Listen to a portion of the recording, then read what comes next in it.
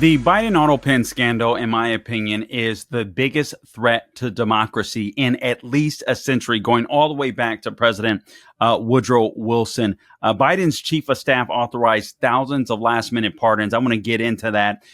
Jill's so called work husband, Anthony Burnell, was testified today under subpoena about his role in making decisions on behalf of Mr. Biden. New reporting confirms that the Biden White House staff took executive action without the president's approval. There's so much to get to. It is absolutely insane. Biden sat down for his first interview with the New York Times, and I think he's a bigger liar than ever. Biden was not there mentally during his presidency, and it's all coming out. This is all a major cover up, and we're going to talk about it. You're listening to the Carl Jackson Show. This is your daily dose of objective truth in a world of confusion and lies. So the Washington Times did some good reporting. The Biden Autopen scandal ignites firestorm over cover up of president's mental fitness. Now, Carl, why are you talking about this? There's Epstein. Guys, I'm going to get to Epstein. I promise you, I will talk about Epstein this week. That's a story that isn't going to go away. That isn't, that's going to be hard for Trump and his administration to sweep under the rug. I'll get into that in a later podcast, and I understand the president's frustration. There's so much that he's doing. I mean, trade deals with Indonesia. The Supreme Court sides with him and downsizing the scope of the size and scope of the Department of Education. He's had some major wins this week. The economy is doing well. Some major wins for the Trump administration. So he doesn't want to be bogged down about this with the Epstein scandal per se. And I get that. It's not going to go away per se, but something that shouldn't go away as well, that's an even bigger deal and should be a big deal to all Americans, is the Autopen scandal. Because again, this was that you hear the left all the time talk about, threat to democracy. Republicans are a threat to democracy. Trump is a threat to democracy. MAGA is a threat to democracy. No, what's a threat to democracy is a dementia patient and cancer patient that's serving in the White House that absolutely has no idea what he's doing. He's incoherent most of the time, and you've got staffers that were not elected that are running the country. And as more news comes out, that's exactly what we're starting to see. That's exactly what we're seeing. So this is a big deal. This is a huge deal. Here's a summary from Washington Times. President Biden's chief of staff authorized thousands of last-minute pardons signed by an Autopen, raising questions about Biden's mental decline in office and who was really calling the shots in the White House. Now, guys, we saw the decline of Joe Biden. We know that he was incapable of calling the shots all the time. Now, I personally do believe there were times where he was lucid. Hey, Mr. President, blah, blah, blah said this, or this is going on. What do you want to do? Let's do this. I don't think he could explain why he wanted to do what he wanted to do.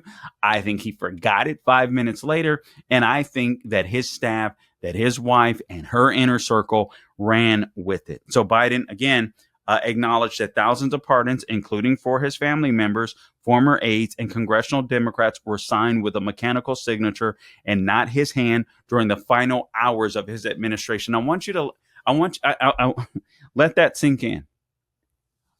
In the final hours of Biden's administration, he signed thousands of pardons. Thousands of pardons.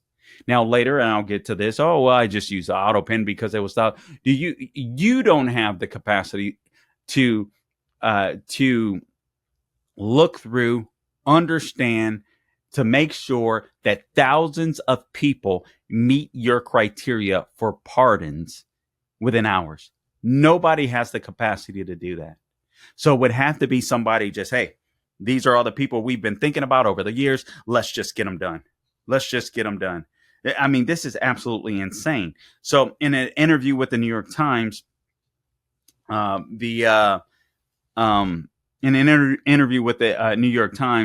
Biden said he approved the pardons, but not each one specifically. Apparently, the only one that he literally used his signature for was Hunter Biden. You got emails showing that the decisions were made by top staffers and they were approved by Chief of Staff Jeff Zients, I believe is how you pronounce his name, Zients. Zients is among the top Biden administration aides, according to the Washington Times. That's obviously at the center of investigations by the DOJ and by the House Oversight and Government Reform Committee into whether Biden's inner circle commandeered the Autopen to sign pardons while covering up Biden's alleged accelerating mental decline. And folks, I believe that's exactly what has happened. I mean, these people have literally pled the fifth. First, Biden's doctor. Now it was Anthony Bernal, the working husband of Jill Biden, that pled the fifth this week. I mean, it's obvious what's going on. Let's get to Bernal. So you have one of the aides, Anthony Bernal, again known as the quote unquote working husband of First Lady Jill Biden, testified today, or Wednesday, under his role in making decisions on behalf of Biden and allegedly shielding him from exposure. Now, he testified today. He pled the fifth all the way through, just like Biden's doctor pled the fifth all the way through. So new reporting, listen to this. New reporting confirms the Biden White House staff took executive action without the president's approval. Let me read that again. New reporting confirms Biden White House staff took executive action without the president's approval. This is from the Oversight and Government Reform Committee Chairman James Comer. He says, quote, the House Oversight Committee will continue pursuing answers about this historic scandal to prevent such an abuse from happening again. And again, this cannot happen again. This has to be investigated. Guys, I'm not holding my breath. I'm so frustrated, just like many of you are. I want to see people cuffed. I want to see people perp walked. These people are corrupt. These people are dirty. We all know. All you had to do was pay attention to the campaign trail, in 2019, 2020, I believe, I can't recall if Biden jumped in late in 2020 or late in 2019. I can't remember which, but as soon as the guy jumped in the race and I heard the guy talk, I was like, whoa, something's different about him. This guy isn't right. And I can remember at the time sitting in for Larry Elder and just saying, this guy isn't fit. Like, if he does get elected, if he were to win, this guy would die within 6 months. Actually, this guy would die within 6 months. I really believe that. Or Kamala Harris. Kamala Harris would take over the presidency within 6 months. There's no way this guy would last an entire 4 years. Man, they drugged him up good, enough to last. Here's a quote from Comer, Representative Comer. In his letter to Jeff Zients to get him to come in. You managed a White House in disarray after public reporting began to focus on the apparent decline of Biden's mental capabilities. He says, the scope of your responsibilities, both official and otherwise, and personal interactions within the Oval Office cannot go without investigation, close quote. So Zients is cooperating again. He appeared before the committee this week, pled the fifth. Actually, he didn't. I'm sorry. Bernal did. He is expected to provide his testimony, but a date hasn't been set for Zients as of yet. Now, President Trump said earlier this week that he thinks Biden was unaware of many of his major administration's major moves, and that includes leaving open the border. I completely agree with that. I want to play a video clip. This is video clip number 1, I believe it is. I'm not sure if this is 1 or 2 with Tom Homan. I believe it's 1. If we could roll clip number 1, I believe it is, Gabe, with Tom Homan, I would appreciate it.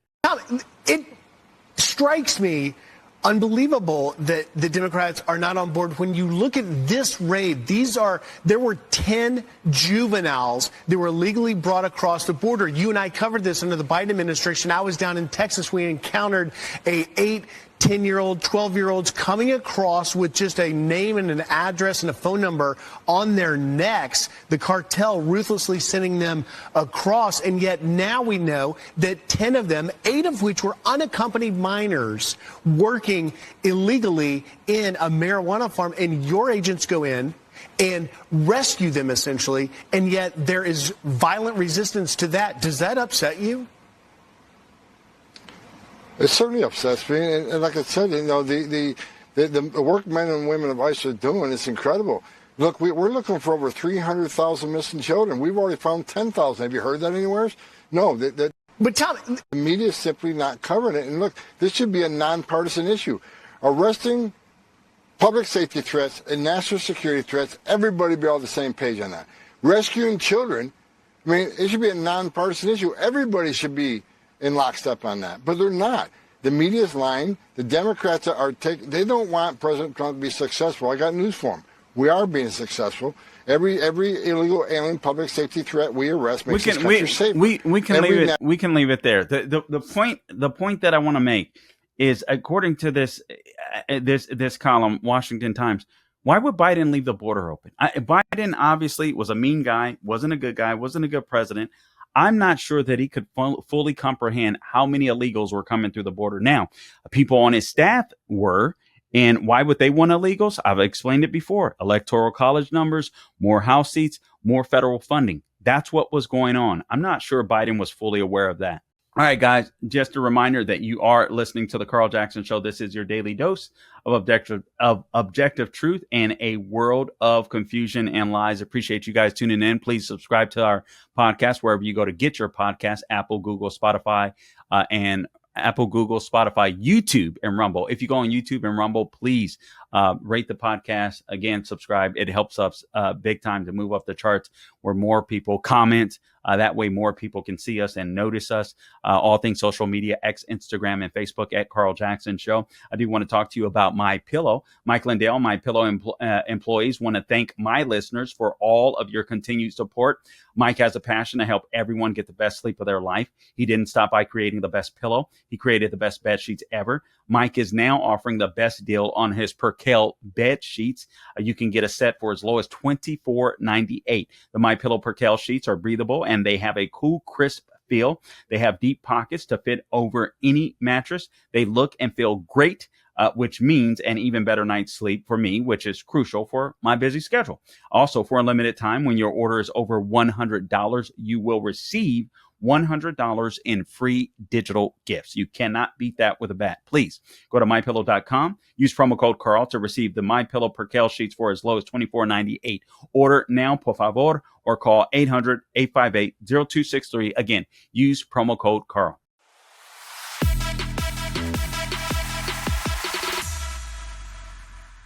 So now I think that Joe Biden is a despicable human being. There's no doubt about it. I think he was a horrible dad.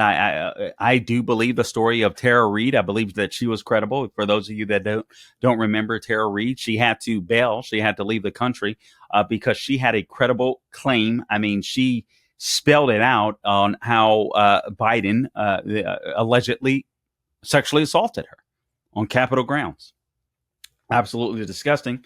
She got so much blowback from the left. This was during the Me Too movement. They were like, yeah, let's expose all these dirtbags, unless it's the guy that could probably beat Trump. So they ran her out of town. As a matter of fact, they ran her out of the country. But even Biden, as despicable, disgusting, and evil as he is, I'm not sure that he was aware the issues that were being caused with the wide open border. I really think that his staff were telling him things that he wanted to hear.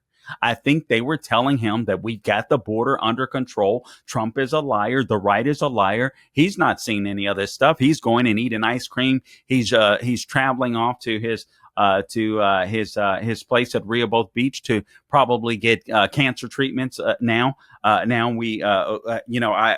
suspect.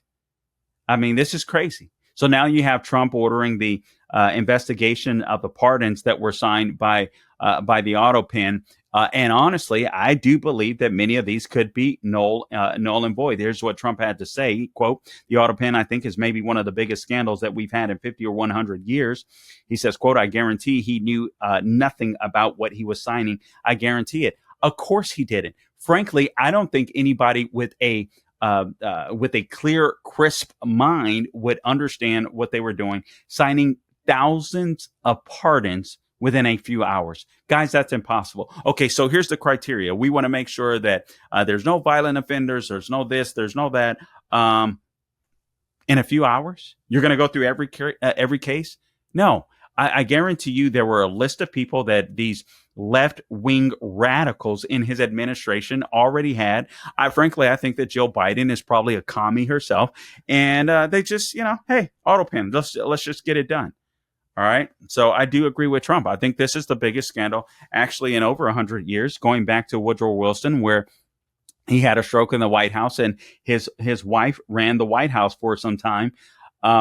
I'm not sure which is worse, but I suspect I feel like this is even worse because these people hate America. Well, so did Woodrow Wilson, seemingly. At least he hated the way that America was founded. He seemed to hate the Constitution. He was a bigot. There's a segregationist, no doubt about it. Evil, despicable man himself. So weird. He was a Democrat as well. But nonetheless, I tend to agree with Trump. This is probably the biggest scandal since Woodrow Wilson, if not in American history, because there's no way that Biden was cogently running the White House. Biden made two public statements asserting that the Autopen was used only with his permission to pardon thousands of people and to sign off on executive orders and memoranda. So maybe Biden rose that way. Hey, listen, no, I honestly, I do believe, now this is pure speculation on my part, but I think Joe Biden had a lot to do with this. I really do.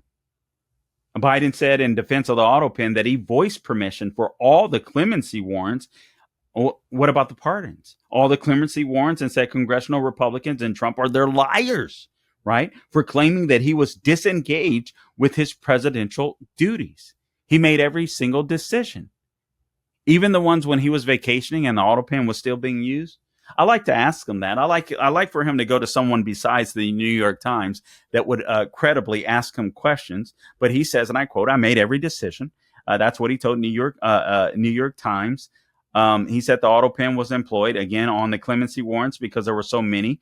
He said, we're talking about a whole lot of people, quote unquote. I wish somebody would ask him, well, how many people? How many people? I wish somebody would have asked him that simple question, because I would have loved to have heard his answer. I got a feeling he wouldn't have been able to give one, or not a good one, or not an accurate one. That's my belief. Emails disclosed in the article showed that Zients, not Biden, gave the final sign-off on the huge slate of pardons and sentence reductions that Biden did not approve the actions for each individual. So let me read that again. Emails disclosed showed, it shouldn't have said that was a misprint. Emails disclosed shows Zients, Mr. Zients, Biden's chief of staff, not Biden, gave the final sign-off on the huge slate of pardons and sentence reductions, and that Biden did not approve the actions for each individual. Why should you care about this? Whether you're a Democrat or a Republican, this is a threat to democracy, or a democratic republic. A democratic republic is actually what we live in. Everybody gets to participate, but we choose our elected leaders, and then they run the country. If we don't like what they're doing, we kick their butts out. Did you know who Jeff Zients was? Did you know who Anthony Bernal was? Joe Biden's working husband. Did you, even if you're a Democrat, did you vote for either one of them? No, you didn't. This is a threat to democracy. Trump isn't a threat to democracy. Whether you like him or not, he won fair and square. He won the election fair and square. He won the swing states. He won the popular vote. Kamala Harris was a disaster, just like Joe Biden was a disaster. And Joe Biden would have lost too. I mean, it's as simple as that. Joe Biden, his debate was a complete and utter disaster. Now we know that it was staffers that encouraged him to get out and debate early, and it backfired on them. Instead, Mr. Biden said, talking about the pardons, and Jeff Zients, again, Biden did not approve the actions for each individuals, but the Washington Times report said Mr. Biden said he, quote, signed off on the standards he wanted to be used to determine which convicts would qualify for a reduction in sentence. So again, I'd like somebody to ask him a question, and the question would be, well, what standards do you approve of? What standards did you approve of? Because emails show the massive pardon list passed through a string of aides on January 19th before Mr. Zients in a reply all at about 10:30 p.m. So January 19th, 10:30 p.m. Remember, Trump comes into office the next day. He's sworn into office on January 20th. So on January 19th at 10:30 p.m., do you really believe Joe Biden was awake at 10:30 p.m.? He was calling it quits at 4 p.m. in the afternoon. Do you really believe he was awake at 10:30 p.m.? So at 10:30 p.m. on January 19th, when Biden is about to leave office the next day, Trump is going to be sworn in. You have Jeff Zients in a reply all, quote unquote, at 10:30 p.m. told the group, I approve of the use of the Autopen for the execution of the following pardons. Biden didn't have a clue. Remember, Biden was tough on crime back in the day. Now, I know he changed his tune when he was running for office in 2020 a little bit, but I don't think you go from being that tough on crime to getting to a point where you're just you're commuting people that were convicted of killing children. That's a pretty big swing, even for a corrupt politician like Joe Biden. That is a huge swing. Remember, while serving in the Senate, he helped pass one of the nation's toughest anti-crime bills, ultimately commuted the sentence of dozens of murderers on death row to life in prison through the Autopen. Now, was he doing it to get in good with his leftist cronies? No, he was leaving office. It's not like he was running for office anymore. Again, 10:30 p.m., Jeff Zients, in a reply all email to White House staffers, told the group, quote, I approve of the use of the Autopen for the execution of the following pardons. Joe Biden didn't issue those pardons. Joe Biden to this day doesn't have a clue. Jill Biden is telling him what to say. People around him are telling him what to say. The mechanical signature was used to grant clemency to other criminals, again, among them convicted of killing children, law enforcement officers as well. Among those who received late-night auto-signed pardons on January 19th, hours before Biden's White House exit, was COVID-19 advisor Anthony Fauci. And again, recall what I said earlier, the only one that received a pardon with Biden's own signature was Hunter Biden. And I suppose that Hunter Biden said, Dad, will you do this for a brother? Other pardons were provided to members of his family and lawmakers who served on a Democratic-led panel that investigated the J6 committee, the riot at the Capitol. Biden said the pardons were meant to shield the recipients from Trump's political retribution. How do you know Trump is going to seek retribution? And if they haven't committed a crime, why do they need to be pardoned? The heavy use of the Autopen to sign the pardons was revealed by the Oversight Project that analyzed the signatures on the warrants. Attorneys for the organization examined 51 clemency warrants bearing Biden's signature. The warrants granted clemency to 4,245 people, a record for any U.S. president. Oh, and he did that at 10:30 p.m. when we all know he was going night by 4 p.m., maybe 7 p.m. late night, unless they had to jack him up with medicine to give a speech. Biden wasn't running the White House. Biden did not sign the pardons.